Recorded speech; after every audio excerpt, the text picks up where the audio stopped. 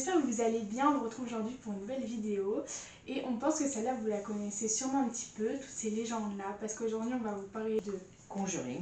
Et c'est la famille Perron qui en 1970 habitait une maison dans le Rhode Island.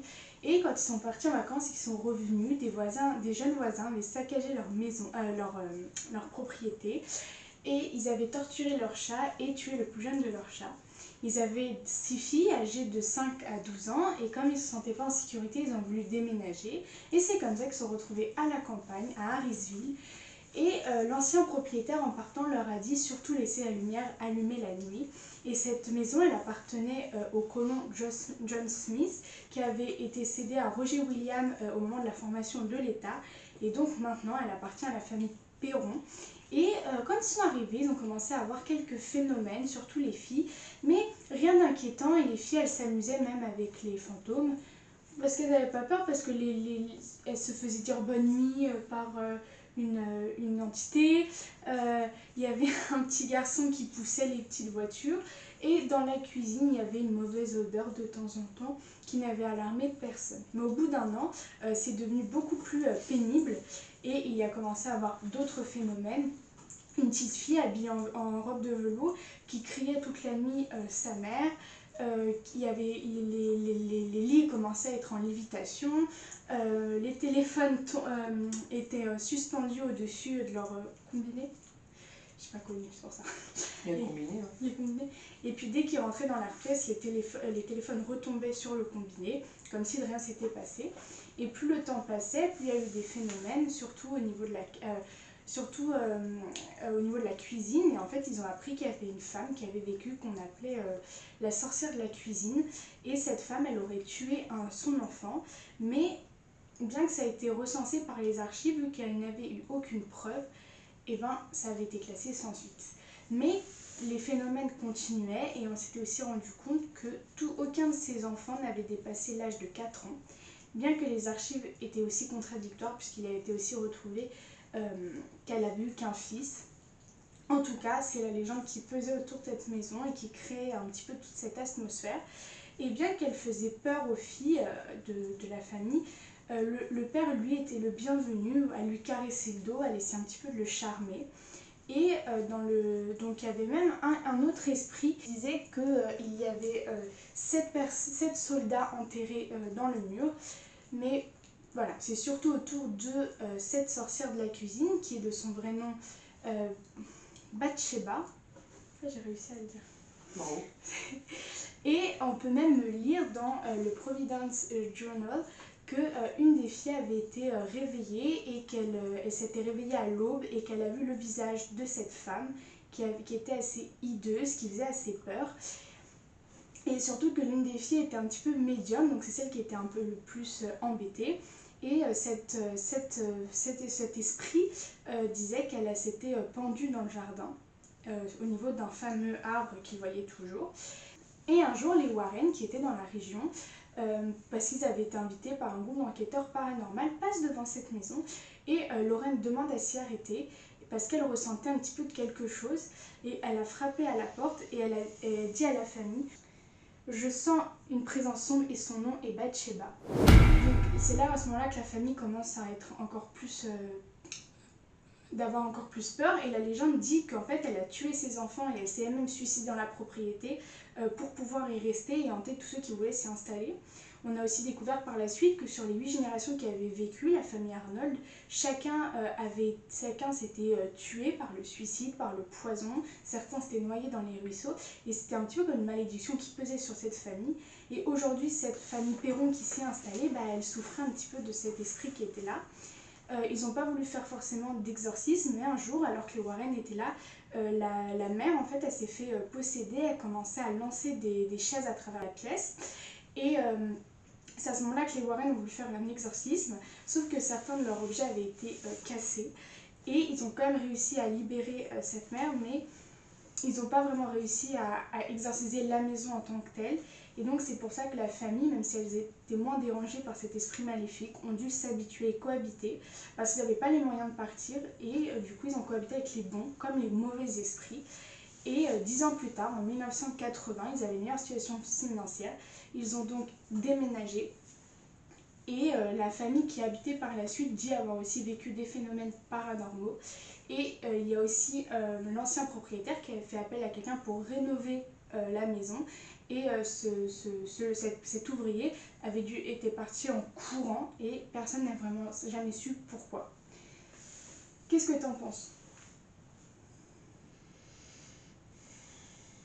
Ah, c'est des phénomènes de hantise. Ouais. Donc, Ah, c'est 100% hantise. oui, 100% hantise. Mais aujourd'hui, Bah, aujourd'hui, cette maison, on peut la visiter, je crois. d'accord. Donc, on peut trouver plus dans le... Mais est-ce qu'il y a eu d'autres manifestations depuis ou pas? On ne sait pas. Non, enfin, je pense qu'on peut le trouver, ça. Mais moi, je sais pas. Sachant que la famille qui après a repris la maison en 1980 ont vécu des phénomènes et je crois qu'ils ont aussi écrit un livre sur tout ce qu'ils vivaient. D'accord. Donc je pense pas qu'il y ait vraiment d'interruption. D'accord. Ok. Parce que moi, je connais pas trop. Conjuring, tout ça, je connais pas trop. Moi, j'adore les films. Ouais, je sais, c'est pour ça que je dis ça. Mais ah oui, c'est un phénomène de hantise, donc voilà. C'est mauvais, pas mauvais. Parce qu'au départ, c'était pas mauvais. Ah si. Avec les petits garçons, etc., c'était pas mauvais. En fait, les premiers esprits qui sont manifestés, ils étaient gentils. C'est ça, c'est ce que je dis. Au début, c'était pas mauvais. Des esprits. Et après, il y avait une créature maléfique qui s'est davantage manifestée. Et puis là, il y a même une fois où il y avait l'une des filles qui était sur le canapé. Et parce qu'en fait, elle leur tirait les cheveux la nuit, mais un jour, elle est allongée sur le canapé, elle a eu une douleur au mollet. Quand elle la regardait, elle avait du sang comme si elle avait été piquée par une aiguille, alors qu'il y avait Mais c'est des faits réels. Oui. C'est des faits réels. Réels. Oui, oui, oui. Ils ont été rapportés comme réels. Oui, oui, oui. Après, de vraiment savoir, on non, n'a c'est pas pas rencontré possible. la famille. Ouais, complètement, je suis d'accord. En tout cas, ce qui a été dit, c'est que c'est vrai. Ce qui a été dit, c'est que c'est vrai. Ouais, c'est spécial, hein. Ah, c'est spécial, moi ça me ferait super peur. En plus, moi pour avoir vu le film, j'ai l'image du démon du film. Et c'est vrai que, elle ressemblait peut-être pas à ça, mais ça rajoute, je trouve, quelque chose qui fait un peu plus peur. Ouais. Mais voilà quoi. Les phénomènes de hantise, c'est toujours un peu compliqué, même quand c'est bon. Hein. Donc, t'as toujours un peu d'appréhension, tu te sens observé, tu sens beaucoup de choses, quoi. Donc, c'est un peu compliqué, hein. Mais voilà. En fait, je pense que c'est pas la même chose de se sentir observé par un esprit qui va juste observer et un esprit qui va interagir, mais oui, mais tu sens quand même observé, que ce soit bon ou pas bon, tu sens quand même observé. Oui, bien sûr, mais je pense que tu ne ressens pas les mêmes choses. Ah non, tu ne ressens pas les mêmes choses. Ah non, c'est sûr, c'est sûr. Mais voilà quoi.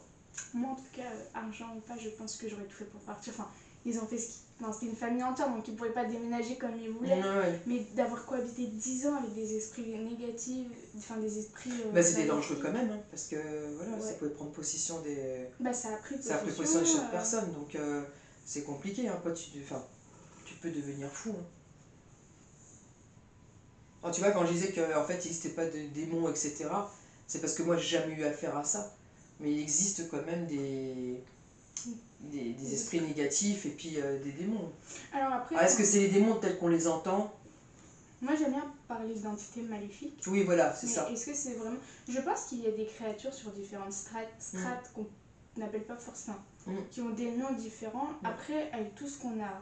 tous les films qu'il y a eu autour des démons, je sais pas si c'était vraiment représentatif je suis d'accord. de ce qu'est réellement un démon. Tout à fait. Tout à fait. Non, mais c'est spécial. Je sais pas. Enfin, j'aurais pas vécu dans une maison comme ça. Non, là, j'irais pas faire d'enquête. Comment? J'irais pas faire d'enquête paranormale dans un endroit où on me dit qu'il y a un esprit aussi maléfique. C'est pas ça, mais ça peut te prendre possession de toi. Hein, donc, Et là, la famille, j'ai pas envie de parler de chance, c'est pas le bon mot, mais quand elle a déménagé, rien ne les a suivis. Et ça, je trouve qu'ils ont... Le mot chance n'est pas bien choisi, mais ils auraient pu être suivis quand ils ont déménagé. Ça n'a pas été le cas. Ah oui, c'est sûr. Parce qu'il y a ça aussi, c'est pas aller sur place, si ça va pas, on s'en va, il n'y a plus rien. L'entité, elle peut aussi nous suivre oui, complètement. Et nous vouloir du mal. Complètement. Mais bon. Mais je sais que ça a fait beaucoup de bruit à un moment donné, hein, ça fait beaucoup de bruit. Dans les années combien, ça, tu sais, non? Ils ont acheté la maison en 1971. Ah oui, 1971. Et ils ont déménagé en 1980. C'est vieux sans être vieux, hein. Non, moi j'étais pas née. Non, mais moi j'étais née. Donc, mais je me rappelle pas qu'ils en parlaient, hein. Mais... Je me rappelle pas qu'ils en parlaient les Warren, tout ça, je me rappelle pas. Bon, maintenant j'avais 6 7 ans. Hein. Mais même après, parce que ça a duré quand même sur une longueur, quoi, je veux dire. Donc peut-être parce que je m'y intéressais pas à ce genre de choses. Pourtant, je lisais beaucoup de livres là-dessus, mais pas à 7 ans. Hein. Non. Pas 8 ans non plus. Hein. Donc c'est venu après.